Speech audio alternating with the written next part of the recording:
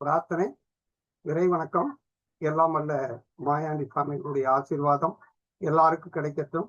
குரு பிரம்மா, குரு விஷ்ணு, குரு தேவா மகேஸ்வரா, குரு சாசாத் பரபிரமா தஸ்மை ஸ்ரீ குருவே நமக. ஆதித்யம் அம்பிகா விஷ்ணு கணநாத மகேஸ்வரம் பஞ்ச தெய்வானுஸ்மரணித்தியம் சர்வ பீஷ்டார்த்த சித்தையே. ஓம் நமச்சிவாய. குரு வாழ்க, குருவே துணை. அனைவருக்கும் வணக்கம். நம்ம இன்னைக்கு தொழில் சம்பந்தமா பேச போறோம். ஒரு மனிதன் ஜீவனம் என்பது மிக முக்கியமானது. தொழில் தான் புருஷ லட்சணம். தொழிலை பத்தி நம்ம ஜாமக்கோளாரிடத்துல நம்மகிட்ட ஒருத்தர் கேட்க வர்றாரு அப்படின்னா நம்ம எதை பார்க்கணும்? தொழில்னா எந்த பாவம்?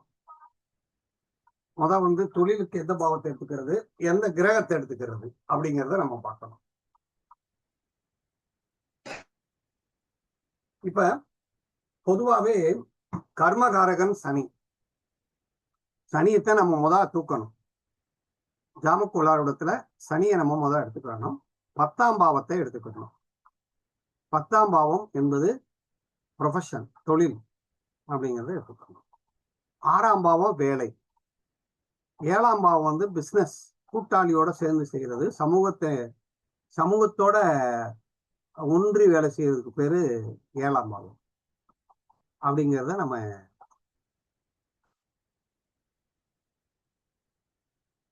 ஐயா சுபாஷ் ஐயா அந்த மைக் ஆஃப் பண்ணிருங்க. சரி, அப்போ நம்ம கிரகம்ங்கிறது மிக மிக முக்கியம். அதுல சனி பகவானை பார்க்கணும். நம்ம பிரசன்ன பார்க்க வரும்போது சனி உச்சமா இருக்கா? ஐயா சுபாஷ் ஐயா, சுபாஷன் மைக் ஆஃப் பண்ணிடுங்க.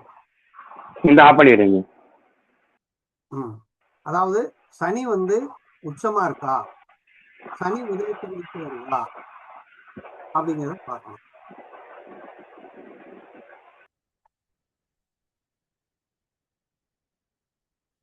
சரி, அப்ப சனி உச்சமா இருந்தா, அவர் கேட்கிற நேரத்துல சனி உச்சமாக இருந்தால் அவர் தொழில சாதிக்க போறாரு, நல்லதை அனுபவிக்க போறாருன்னு அர்த்தம்.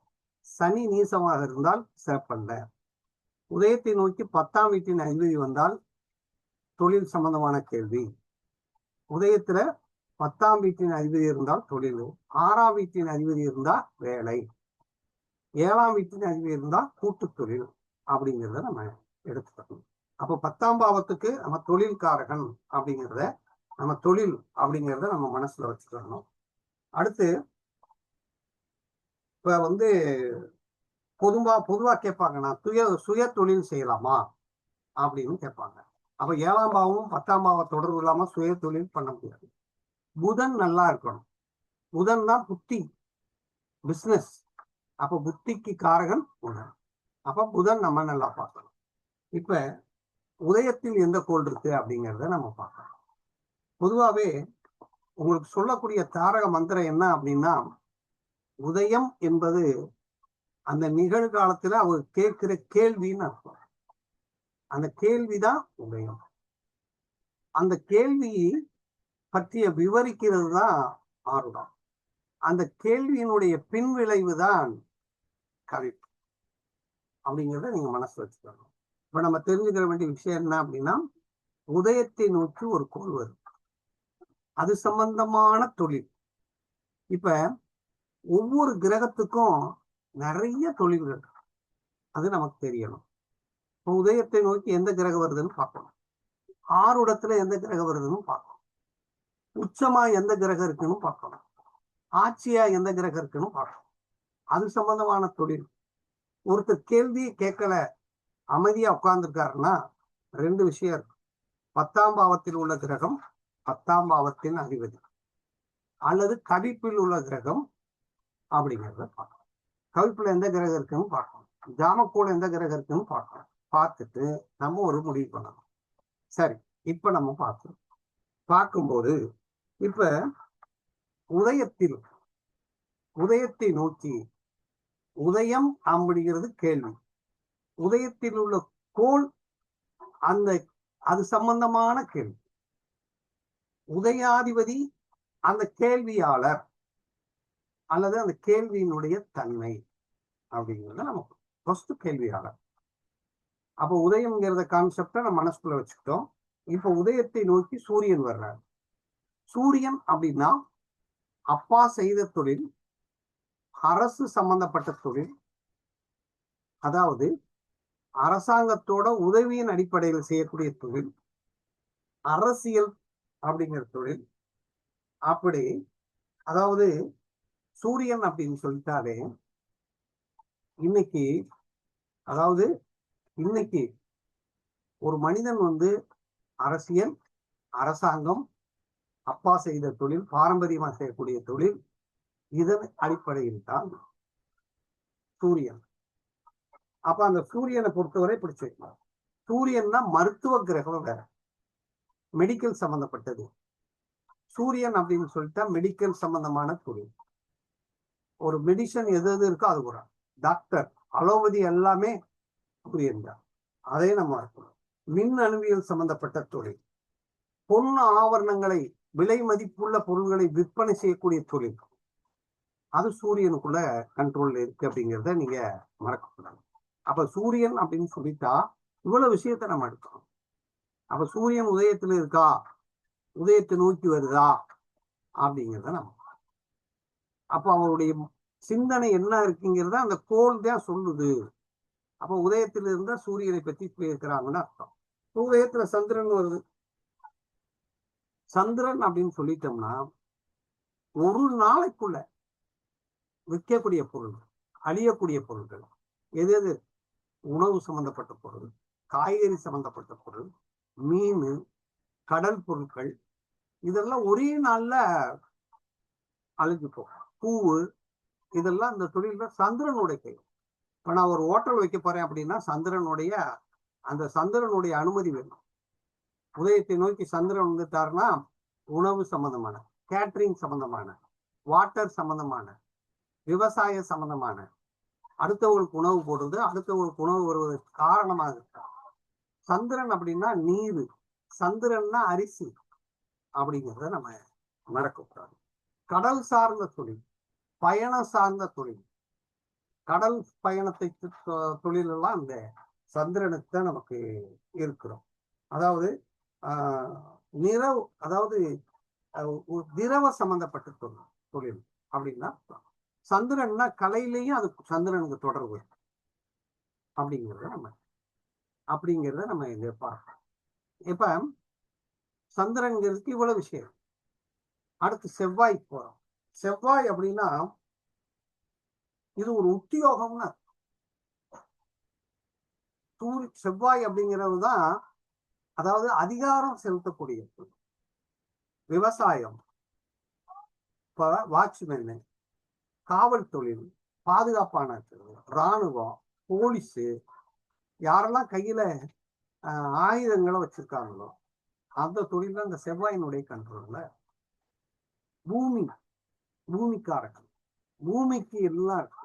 இயந்திரங்களை, இயந்திர சம்பந்தமான தொழில், இதெல்லாம் செவ்வாய்க்கு வந்துருது. இப்ப கட்டட பணி, நெருப்பு சம்பந்தமான விஷயம், இப்ப செங்கல் சூளைகள், இந்த மாதிரியான நெருப்புல வேலை பார்க்கிறது எல்லாமே வந்து. ஒரு சமையல்காரரும் செவ்வாய் தான், அதே மாதிரி ஒரு டிரைவரும் செவ்வாய் தான், வாட்ச்மேனும் செவ்வாய் தான். அப்ப இந்த தொழில் எல்லாத்தையுமே இந்த செவ்வாய் தான் காட்டுது. ஒரு தீயணைப்பு துறையா இருந்தாலும் சரி, யூனிஃபார்ம் போட்டு வேலை செய்யற அத்தனையுமே செவ்வாயினுடைய கண்ட்ரோல்ல வந்து. அப்ப உதயத்துல எந்த கோள் இருக்குங்கிறத நம்ம கண்டிப்பா பார்க்கணும். அப்ப செவ்வாய்க்கு இவ்வளவு. செவ்வாய்னா இப்ப பாருங்க, அலோபதி டாக்டர் அப்படின்னு சொன்னோம்னா காமனா இருக்கிற ஒரு டாக்டர் சூரியன். செவ்வாய் அப்படின்னா அறுவை சிகிச்சை டாக்டர், கத்திய வச்சு ஆபரேஷன் பண்றவங்க எல்லாம் செவ்வாய் அப்படின்னு அர்த்தம். உலோக சம்பந்தமான தொழில், ஆயுதங்கள் செய்யறது, கருவிகள் செய்யறது, கடினமான கல் உடைத்தல், செங்கல் சூளைகள், கல் உடைச்சு கல்லு தொழில் பண்றது, இது எல்லாமே செவ்வாய். அதாவது ரத்தம் சிந்தக்கூடிய அளவில் இருக்கக்கூடிய தொழில்கள் அத்தனையுமே செவ்வாயினுடைய கண்ட்ரோல். ரிஸ்கான வேலை அப்படின்னா செவ்வாய் அப்படின்னு நம்ம எடுத்துக்கிறோம். இப்ப புதன் வந்துட்டோம். புதன்னா கணக்கர், அறிவை பயன்படுத்துறோம். புதன்னா ஆசிரிய பணி. புதன் அப்படின்னா எழுத்தாளர், புதன்னா ஜோசியர், புதன்னா ஆடிட்டர், ஆடிட்டர் வேலை பார்க்கறது, வழக்கறிஞர் பார்க்கறது, பத்திரிகை துறை, எழுத்துத்துறை, ஒப்பந்தத்துறை, போக்குவரத்து. அதாவது போக்குவரத்துல என்ன மாதிரி போக்குவரத்து அப்படின்னா தபாலு, இன்டர்நெட், இந்த மாதிரி போக்குவரத்து துறைகள்லயும் தகவல் தொடர்போடு இருக்கக்கூடிய துறைகள்லாம் புதனுடைய கண்ட்ரோல்ல. அதே மாதிரி பேனா, பென்சிலு, ஸ்டேஷனரி ஐட்டம் இந்த புதனுடைய கண்ட்ரோல். ஃபேன்சி ஐட்டம் புதனுடைய கண்ட்ரோல். அப்ப எத்தனை டிபார்ட்மெண்ட் இருக்கு டெலி கம்யூனிகேஷன்ல? டெலிஃபோன் இருக்கு, செல் இருக்கு, எத்தனை என்னன்னா தகவல் தொடர்புக்கு அது பூரா பத்திரிக்கை, புத்தகம் வெளியிடுறது, வாயிலே பேசுறது, வாய் பேச்சாளர்கள், பேச்சாளர்கள் இவர்களெல்லாம் புதனுடைய கண்ட்ரோல்ல தான் இருக்கு. சட்டத்தை ஆலோசனை பண்றது, தூதரத்துல போய் வேலை பார்க்கறது, ஒற்றர் வேலை பார்க்கறது, புலனாய்வு துறையில வேலை பார்க்கறது எல்லாமே இந்த புதன் நுட்பமான அறிவுகளை பயன்படுத்தி செய்யக்கூடிய வேலைகள் அத்தனையுமே புதனுடைய கண்ட்ரோல். அப்ப புதன் அப்படின்னா நம்ம என்ன செய்யணும் அப்படின்னா புத்திசாலித்தனம். புதன் அப்படின்னா புத்திசாலித்தனம். அதனாலதான் பிசினஸ். அப்போ ஒரு கிரகம் பிசினஸ் பண்ணணும் அப்படின்னா புதன் தேவை, அறிவு தேவை அப்படிங்கிறத நம்ம எடுத்துக்கிறோம். இப்போ குரு, குரு அப்படின்னா தெய்வீக பணி. நம்ம டீச்சர் அப்படின்னா புதன் சொன்னோம். அந்த டீச்சர்களே வச்சு பள்ளிக்கூடம் நடத்துறாங்க இல்லையா, அதெல்லாம் குரு. ஒரு அறக்கட்டளை வச்சு நடத்துறாங்க இல்லையா, அதெல்லாம் குரு. ஒரு கோயில் வச்சு நடத்துறாங்க இல்லையா, அதெல்லாம் குரு. அப்போ ஒரு நிறுவனத்தை வச்சு ஒரு தூதர் ஒரு தொண்டு செய்யக்கூடிய நிறுவனங்களை வச்சு நடத்துறோம்னா குரு. அப்ப நீதித்துறை, பணம், பணத்தை, ட்ரெஸரி, கருவூலம் இது எல்லாமே இதுக்குள்ள வந்து. மேலாளர், சூப்பர்வைசர் பண்றது, அமைச்சர் பதவி, இது எல்லாமே எதுக்குள்ள இருக்குன்னா அந்த குருவுடைய கண்ட்ரோல்ல. அப்ப அறநிலைத்துறை வந்துருது, மத போதகர் இதுக்குள்ள வந்துருது, எல்லாமே இதுக்குள்ள வந்துருது. வேத நிற்பண்ண இருக்கு, பூசாரி தொழில் பண்றது, மந்திர ஓதுறது எல்லாமே இதுக்குள்ளேயே வரும். அப்ப தர்மஸ்தானத்துல பணிபுரிகிறது, பொருளாதாரத்துறையில பணிபுரிகிறது, உயிர் பாதுகாப்பான விஷயங்கள் எது எது இருக்கோ அது எல்லாமே குருவனுடைய. அப்ப குரு அப்படின்னா தங்கம், குருனா அப்படி தங்கம் அப்படின்னா, குருனா பெரும்பணம் அப்படின்னா. இப்ப பணம் அச்சடிக்கிறார் இல்லையா, அந்த அச்சடிக்கக்கூடிய நிர்வாகம் எல்லாம் குரு. அந்த நோட்டுங்கிறது புதன் அப்படிங்கிறத நம்ம. அப்ப புதன்னா டீச்சிங்.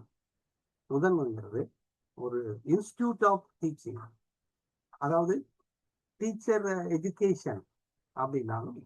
அப்போ ஆசிரிய பணி அப்படின்னா புதன். அந்த ஆசிரிய பணியினுடைய இன்ஸ்டிடியூஷன் அப்படின்னு சொன்னோம்னா குரு. அப்படி நம்ம இருக்கணும். பிஎட்னோம்னா குருனுடைய அந்த அனுகிரகம் நமக்கு இருக்கணும்.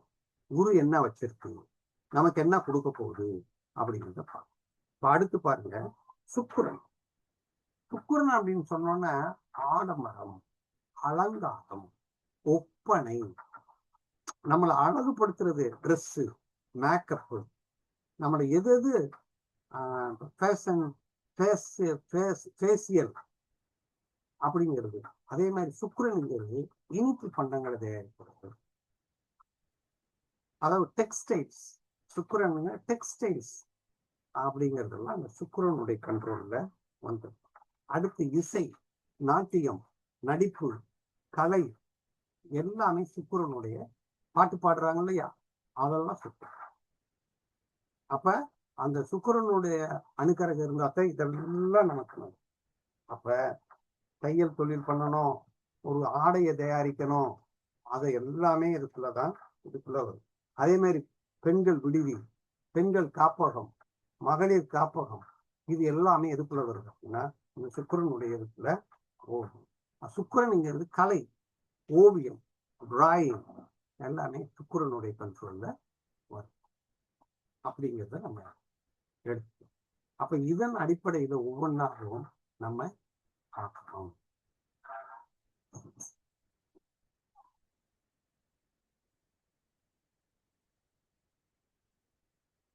கரெக்டாப்பா